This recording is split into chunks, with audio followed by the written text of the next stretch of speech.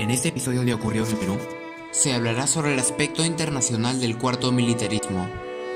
Este periodo fue comprendido entre los años 1968 y 1980 y tuvieron dos gobernantes, los cuales fueron Juan Velasco Alvarado y Francisco Morales Bermúdez. El gobierno de Juan Velasco Alvarado fue también conocido como la primera fase del gobierno revolucionario de las Fuerzas Armadas del Perú. Comenzó el 3 de octubre y terminó el 29 de agosto de 1975 con el conocido Tacnazo. Juan Velasco Alvarado ingresó al poder mediante un golpe de estado institucional que fue llevado a cabo a las 3 de la madrugada del 3 de octubre de 1968. Alvarado, dirigiendo a las Fuerzas Armadas, tomó el Palacio de Gobierno y derrocó al presidente constitucional Fernando Belaúnde Terry. Y más tarde, en ese mismo día, se presentó como presidente del gobierno revolucionario de las Fuerzas Armadas. Su gobierno fue caracterizado por haberse nacionalizado en las industrias básicas, como la petrolífera, la minera y la pesquera, y se conformaron empresas estatales para su manejo. También se expropiaron diversos medios de comunicación masiva, como por ejemplo las radioemisoras y la televisión, y fueron puestas al servicio de la movilización nacional en favor de las reformas siendo llevadas a cabo. Algo que definió ese periodo fue la reforma agraria, la cual fue anunciada por Alvarado el 24 de junio de 1969 con la frase: «Campesino, el patrón ya no comerá más de tu pobreza». A continuación se hablará mayormente sobre el ámbito internacional del gobierno de Juan Velasco Alvarado.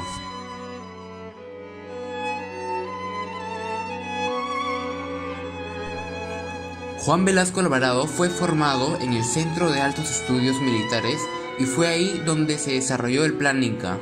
Velasco Alvarado y sus seguidores eran indigenistas que se identificaban con la grandeza del imperio de los incas y lo que más querían era restaurar esta. Y para lograr eso, Velasco creó la Dirección de Asuntos Estratégicos, la cual tenía dos grandes objetivos. El primero era rechazar un posible ataque ecuatoriano en la frontera del norte, y el segundo, recuperar los territorios que fueron peruanos y bolivianos y que en ese momento estaban bajo el control de Chile, y así, quedando posicionado para avanzar hacia Santiago, si las circunstancias se daban, pudiendo vengarse de la Guerra del Pacífico. Perú estaba con una ventaja muy abismal, pues la Unión Soviética le estaba vendiendo armamentos. Hasta 1973 se habían invertido $1.000 millones, mientras que los chilenos tan solo tenían 150 Sherman norteamericanos. Los tanques peruanos sumaban cerca de 300. También teníamos 150 T-54 y T-55 de última generación, y estábamos esperando a que lleguen cerca de 200 más. Los peruanos teníamos 24 cazas Mirage, mientras que los chilenos tenían 20 Hawker Hunters. También teníamos 20 bombarderos Canberra, y dentro de poco tendríamos 50 cazabombarderos soviéticos SB-22. En junio del 73, Perú concentró sus tanques, tropas y aviones cerca de la frontera con Chile. Y cerca de 3 meses después, el 11 de septiembre, hubo un golpe militar chileno y el alto mando estaba a las 10 a.m. decidiendo si deberían atacar de inmediato o no, pues era una muy buena ocasión. Corrieron rumores que Carlos Prats avanzaba hacia Santiago junto con las fuerzas del ejército chileno. Los peruanos pensaron que esto significaba que habría una guerra civil y decidieron esperar, pero dejaron pasar la oportunidad de oro. Después de 2 años, en agosto del 75, el acercamiento chileno-boliviano hizo que los peruanos intentasen atacar de inmediato, aunque Francisco Morales Bermúdez desactivó la guerra y reemplazó a Velasco como presidente. De tal manera, disminuyó la tensión en la frontera junto con la posibilidad de que estallase una guerra. Estoy llamado a mi abuelito, Otto Martínez, y bueno, ¿cómo se vivió la posible guerra en el gobierno de Velasco Alvarado? Sí, bueno, en realidad no hubo una guerra, pero estuvo a punto de suceder. ¿Por qué? En ese entonces, en el 68, estaba el presidente Morales Bermúdez. Ya había salido de Velasco. Yo estaba inclusive de director director del tercer centro regional en Moquegua. Y de repente nos llegaron en la noche secretamente, mediante un servicio que tenemos los militares, que nos avisaban que recibiéramos fueron 60 tanques Sherman para acoplarnos bien en el cuartel de Moquegua. Y ahí, la noche siguiente, teníamos que enviarlo a Tacna. Hubo momentos tensos en las relaciones Perú-chilenas y estaba el presidente del Perú, nada más ni nada menos que Morales Bermúdez, que un año antes lo había destituido a Velasco. Y entonces, ante esa situación tan crítica, mandaron una buena cantidad de tanques, fueron como 50 o 60 tanques por barco a Moquegua. El desembarco se hizo de los tanques en la noche, ¿no? Del año 60, ¿qué mes sería? Pues sería entre octubre, noviembre y diciembre del 68. Te lo digo porque estaba jefe del tercer centro de instrucción regional de Arequipa o de Moquegua, y yo recibía esos tanques. Fueron trasladados a Tacna, ¿cómo se llama? Un cuartel de Tacna que es Locumba, a Locumba, que es un cuartel que hay en Tacna, para estar preparados para una posible invasión chilena, o inclusive se pensaba que el Perú podía dar el golpe. En serio, mil gracias por esa valiosa información que nos da el punto de vista de un militar en lo que pudo haber sido una guerra.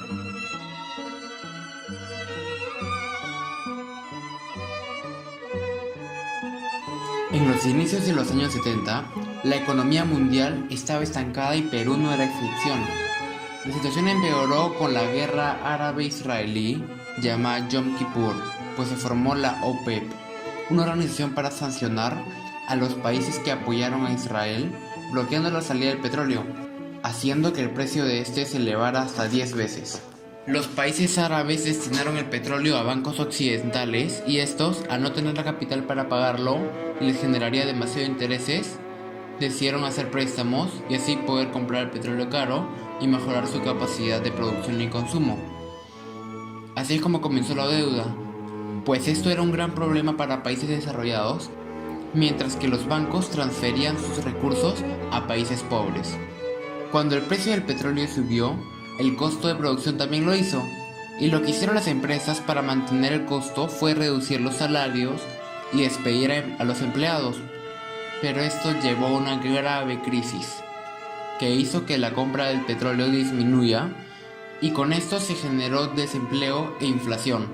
En el año 75 ya había cerca de 17 millones de desempleados.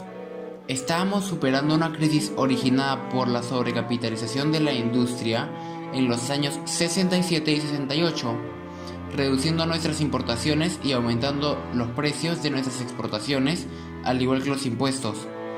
Pero con esta deuda caímos en una muy grave crisis, pues la deuda externa incrementó de 800 millones a 7.000 millones de dólares. Los bancos pararon de hacer préstamos y comenzaron a cobrar. La urbanización desmedida y las contradicciones de la industrialización fueron solucionadas a cambio de un endeudamiento en el año 73, viéndonos obligados a parar de pagar esta deuda. En el 75 se abandonó el proyecto de industrializar y se comenzó a explotar de nuevo materias primas, como por ejemplo la minería y la pesquería, como motor de desarrollo del país. Sin embargo, dos factores evitaron que esto se llevara a cabo como estaba planeado: la violencia en contra de la inversión y la inflación de 250% anual. El petróleo caro terminó superando al petróleo barato, pues el primero supone una reducción de volúmenes consumidos y conlleva consecuencias para las industrias al tener un precio alto. Después del shock petrolero, en los países ricos se sustituyó la energía eléctrica por energía nuclear para aumentar la producción, mientras que en los países subdesarrollados se redujo la producción al tener que reducir los salarios y al esta gente no tener dinero para consumir el petróleo. Hubo mucha migración interna para poder trabajar en las industrias, pero mucha gente no tenía trabajo en la ciudad y tampoco posibilidades en la zona rural.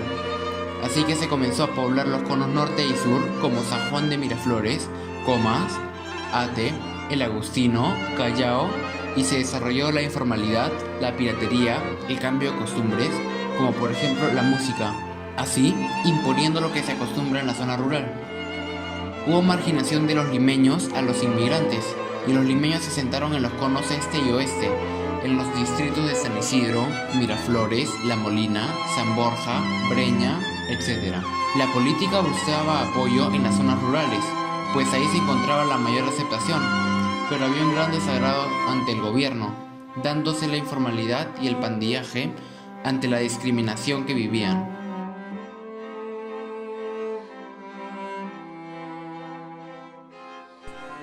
A continuación, se hablará sobre cómo fue nuestro desempeño en el Mundial de Fútbol que fue organizado en México en el año 70. El primer partido fue el 2 de junio en contra de Bulgaria.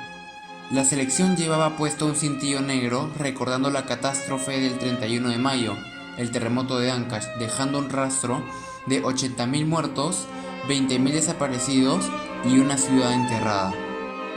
Volviendo al partido, en el minuto 13, Dermentsiev metió un gol y en el 50, Hristo Bonev nos metió otro, dejando el marcador 2-0, ganando Bulgaria. Aunque al minuto Gallardo metió un golazo y luego de 5 minutos Chumpitaz había empatado el marcador. En el minuto 73, Teófilo Cubillas, ganador del premio del mejor jugador joven del mundial, metió un golazo para ganar el partido, así subiéndole el moral a los peruanos decaídos por la catástrofe de Yungay, dejando el marcador con 3-2, ganando Perú. El siguiente partido fue jugado el 6 de junio, Perú contra Marruecos. Tuvimos una superioridad durante todo el partido, aunque esta se vio de forma más evidente cuando Teófilo Cubillas y Roberto Chale bombardearon a los marroquíes con 3 goles uno tras otro en los minutos 66, 69 y 76.